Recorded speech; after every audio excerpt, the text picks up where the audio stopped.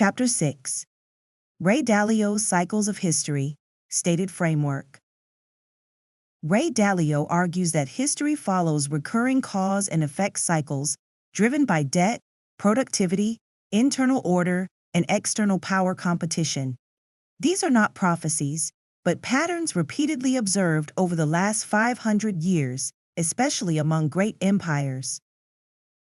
Dalio's framework operates on three main layers of cycles, nested inside one another. The short-term debt cycle, 5 to 10 years. What it is. Typical business cycles are driven by credit expansion and contraction. How it works. Credit grows to spending rises to asset prices increase. Inflation or financial excess appears. Central banks tighten to recession follows. Debt is reduced or restructured to recovery begins. Key idea. Recessions are not anomalies, they are a normal clearing mechanism. The long-term debt cycle, 50 to 75 years. What it is. A much larger debt cycle where debt grows faster than income for decades. How it works. Long period of rising debt and leverage. Interest rates approach zero. Monetary policy loses effectiveness. Authorities resort to money printing, debt monetization, currency devaluation. Wealth gaps widen to social tensions rise. Historical examples. 1930s, Great Depression. Post-2008 global economy. Late stages of major empires. Key insight. These cycles usually end with a reset of money and credit, not a gentle adjustment. The big cycle of empires, world orders, 250 years. This is Dalio's most important historical cycle. The 8 stages of the big cycle. Dalio identifies a repeating sequence followed by all major world powers. 1. Strong leadership and new order. Internal unity. Low debt. Clear rules. Peace and prosperity. Trade expands. Innovation grows. Productivity rises. 3. Debt expansion. Credit grows faster than income. Asset bubbles form. 4. Widening wealth gaps. Inequality increases. Social cohesion weakens. Internal conflict. Political polarization. Populism and extremism. Declining trust in institutions. External conflict. Rising challenger confronts the dominant power. Trade wars, tech wars, military tensions. Financial crisis, currency debasement. Money printing. Loss of confidence in currency. Capital flight. Decline and replacement. The old order fades. A new power rises. A new world order begins. Dalio emphasizes, decline does not mean collapse overnight. It is usually gradual but decisive. Historical empires, Dalio analyzes. Dalio explicitly applies this cycle to Dutch Empire, 1600s–1700s. British Empire, 1700s, early 1900s. American Empire, 1900s present. Rising China, late 20th century present. Each followed the same sequence, with different cultures but similar mechanics. Key drivers across all cycles. Dalio identifies 5 main forces that shape historical outcomes. Debt and money. Productivity and innovation. Internal political order. Wealth and value gaps. External power competition. When several of these deteriorate at the same time, history enters a dangerous transition phase. Dalio's core warning. When you have high debt, low interest rates, big wealth gaps, internal conflict, and a rising external challenger, you are in the late stage of the big cycle. He repeatedly stresses that these moments feel unprecedented to those living through them. Yet they have occurred many times before backslash. The following table is titled, How Dalio Differs from Other Cycle Theories. It can be described as follows. This table highlights the main ways in which Ray Dalio's framework for understanding historical cycles differs from several other well-known cycle theories. First, compared with the Strauss-Howe generational theory. Strauss and Howe focus primarily on generational change and shifting social moods across roughly 80 to 90 years. Dalio's approach, by contrast, emphasizes the role of money, credit, debt, and power in shaping long-term historical cycles. Second, compared with the Kondratiev wave theory. Kondratiev waves concentrate mainly on long economic cycles driven by technological innovation and industrial transformation. Dalios' framework incorporates these economic forces, but also integrates political, financial, and geopolitical dynamics into a broader model. Third, compared with traditional historical interpretations of recurring patterns. Many historical approaches describe cycles qualitatively by identifying repeating patterns in past events. Dalio attempts to analyze these patterns more systematically by using large historical datasets that track economic performance, debt levels, and geopolitical power over several centuries.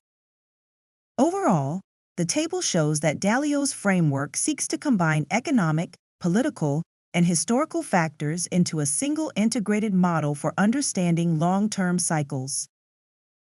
The table description has ended. One-sentence summary. Dalio's view. History repeatedly cycles through prosperity, debt, inequality, conflict, monetary breakdown, and renewal because human incentives, money, and power never change, only the actors do. Chapter 7. Comparison. Dalio versus Strauss-Howe versus Kondratiev. 1. U Big Picture View. The following table is titled, U Big Picture View.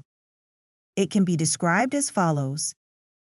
This table compares three different frameworks used to interpret long-term historical change: the Strauss-Howe generational cycle, Ray Dalio's model of long-term debt and power cycles, and the Kondratiev economic wave.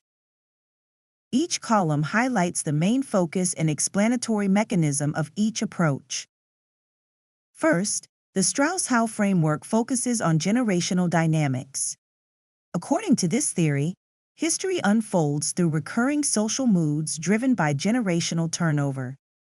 Each full cycle lasts about 80 to 90 years and is divided into four phases: high, awakening, unraveling, and crisis. The key driver of change in this model is the interaction of generations and the shifting values that accompany them. Second, Ray Dalio's model emphasizes economic and geopolitical structures. Dalio focuses on long-term debt cycles, the rise and decline of major powers, productivity, and the interaction between financial systems and political strength. His framework attempts to measure these patterns using historical economic data covering several centuries. The third column introduces the Kondratiev wave, which represents a long economic cycle lasting roughly 45 to 60 years. Kondratiev waves are driven mainly by technological innovation and large shifts in industrial development. Each wave is typically associated with a cluster of new technologies that stimulate expansion before the economy eventually slows and reorganizes. Taken together, the table shows that while these three approaches all examine recurring patterns in history, they emphasize different driving forces. Strauss-Howe highlights generational change, Dalio emphasizes financial and geopolitical dynamics, and Kondratiev focuses on technological innovation and long economic waves. The table description has ended. 2. Cycle length and repetition. The following table is titled Cycle Length and Repetition. It can be described as follows. This table compares three major frameworks used to interpret recurring patterns in history. Ray Dalio's long-term debt cycle, the Strauss-Howe generational cycle, and the Kondratiev economic wave. The table focuses on the typical length of each cycle and how the pattern tends to repeat over time. The first model is Ray Dalio's long-term cycle, which generally spans many decades. Dalio's framework centers on long-term debt cycles, shifts in economic productivity, and the rise and decline of major powers. According to this model, cycles repeat as debt accumulates, financial systems reach their limits, and major economic and political adjustments reset the system. The second model is the Strauss-Howe generational cycle, often called the saeculum. This cycle lasts about 80 to 90 years and is divided into four phases: high, awakening, unraveling, and crisis. As generations age and new generations assume leadership roles, social mood and institutional strength change, producing a recurring historical rhythm. The third model is the Kondratiev wave, a long economic cycle lasting roughly 45 to 60 years. These waves are driven primarily by technological innovation and industrial transformation. Each wave begins with new technologies that stimulate economic expansion, followed by maturity, slowdown, and eventual restructuring before a new wave emerges.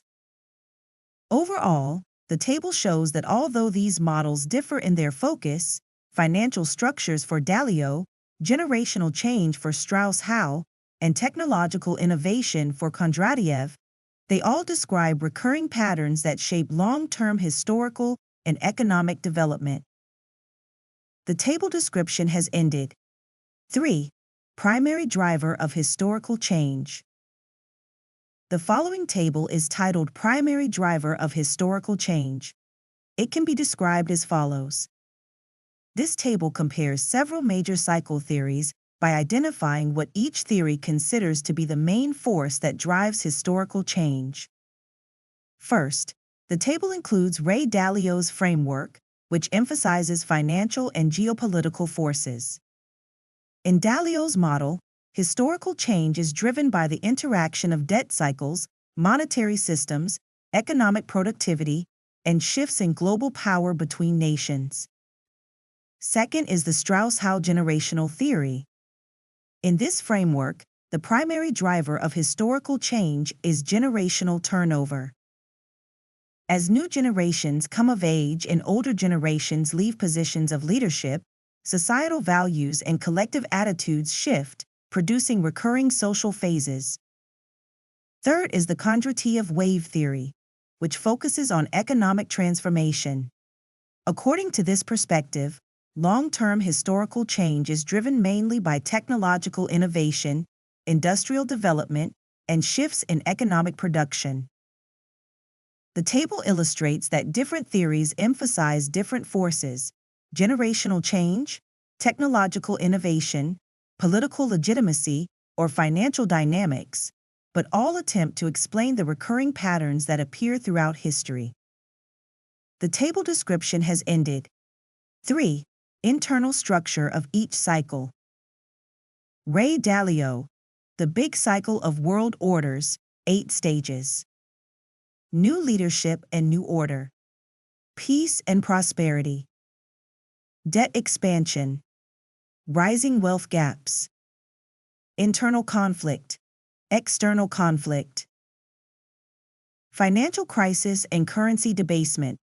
Decline and Replacement. 4. Strauss-Howe, 4 Turnings. High to Awakening to Unraveling to Crisis. J. Kondratiev, Long Economic Waves. Expansion to Slowdown to Crisis to Recovery, driven by major technological revolutions. 5. Role of Crisis. The following table is titled Role of Crisis. It can be described as follows. This table explains how different cycle theories interpret the role that crises play in shaping historical change. While each theory approaches history from a different perspective, most recognize crisis periods as moments of major transformation. First, in Ray Dalio's framework, crises are closely connected to excessive debt, financial imbalances, and shifts in geopolitical power. When debt levels become unsustainable, or when rising powers challenge established ones, major crises can trigger significant economic and political realignments. Second is the Strauss-Howe generational theory. In this framework, a crisis, also called the fourth turning, is the decisive phase of the cycle. During this period, institutions are tested and often rebuilt, and society undergoes profound political, social, and economic restructuring. Finally is the Kondratiev wave theory.